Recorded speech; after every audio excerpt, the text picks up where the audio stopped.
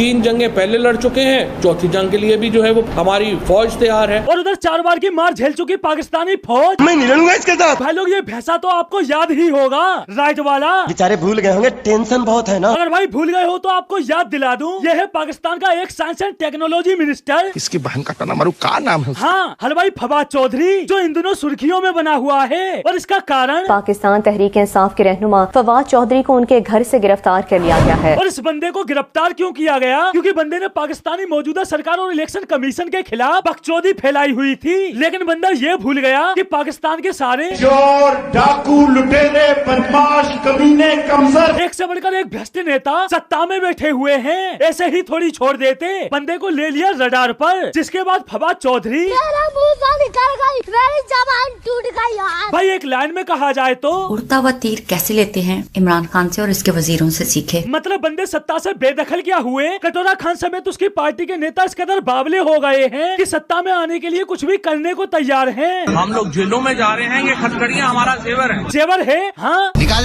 घाघरा निकाल, वहाँ से निकाल, तू चुन्नी निकाल। चला मुजरा शुरू कर।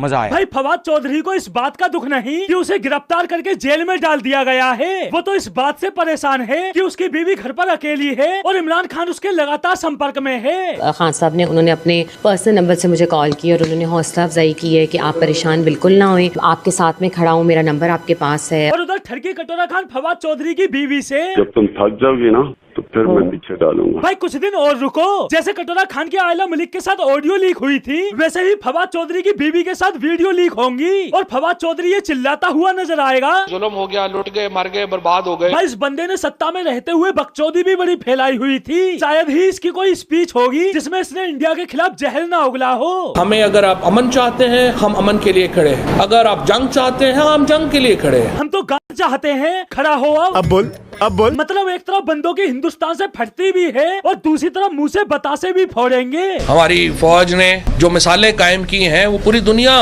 उनको जानती है। और जो दुनिया जानती है इसकी वो दुनिया कौन सी है? ये हम सारे इस वक्त ये दुनिया यहाँ पे खड़ी है। भाई बस यही है इस पेटू की 10-20 लोगों की दुनिया जो पाकिस्तानी फौज की मिसालें जानती है। बाकी असल दुनिया की नजरों में इनकी फौज की औकात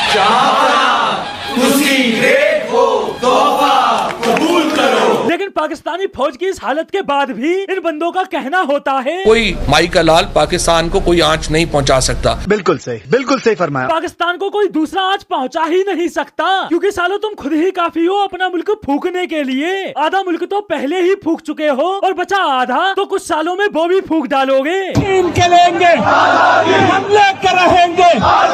मेरी तो भाई ये समझ नहीं आता कि इन झोपड़ी वालों को आजादी चाहिए कौन सी? तेल चटाई लेकर सड़कों पर लेटने की आजादी चाहिए या जिहाद के नाम पर दूसरों को उड़ाने की आजादी चाहिए? जो खुद के मुल्क में ही आजादी के नारे लगा रहे हैं, पहले इंडिया में मिले हुए थे तब भी आजादी चाहिए थी, आज अलग हो गए तब भी आजादी चाहिए। मतलब बंदों को किसी भी हालत में सुकून से नहीं बैठना, हर तरफ तबाही का मंजर चाहिए ही चाहिए। और यही मंजर तो पाकिस्तान में आजकल देखने को मिल रहा है। लोग एक वक्त की रोटी के लिए मोहताज हैं, लेकिन अपने मुल्क की इस हालत के बाद भी बंदों का इंडिया के लिए कहना है। हिंदुस्तान का मजाक उड़ा है इस वक्त पूरी दुनिया में। पूरी दुनिया नरेंद्र मोदी और उनकी पॉलिसीज का मजाक उड़ा रही है। अच्छा, मतलब दुनिया भर में कटोरा लेकर भीख ये मांगते फिर रहे हैं और दुनिया मजाक किसका उड़ा रही है? इंडियन पॉलिसी का।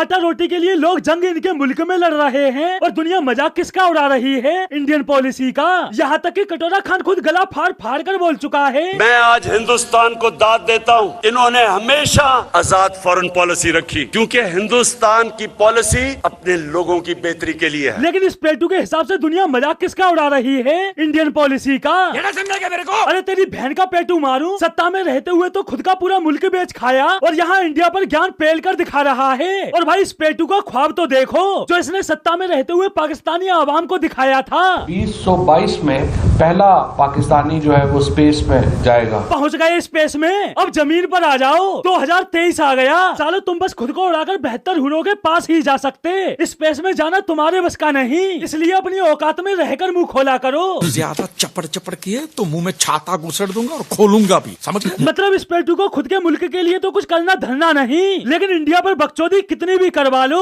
बंदा 3 साल साइंस एंड टेक्नोलॉजी मिनिस्टर रहा, लेकिन साइंस एंड टेक्नोलॉजी के नाम पर बंदे ने बनाया क्या? वफाकी वजीर science and technology Fawad Chaudhry का नया कारनामा सामने आ गया। पीने के पानी का खर्चा बचाने के लिए सरकारी मिनरल वाटर तैयार कर लिया।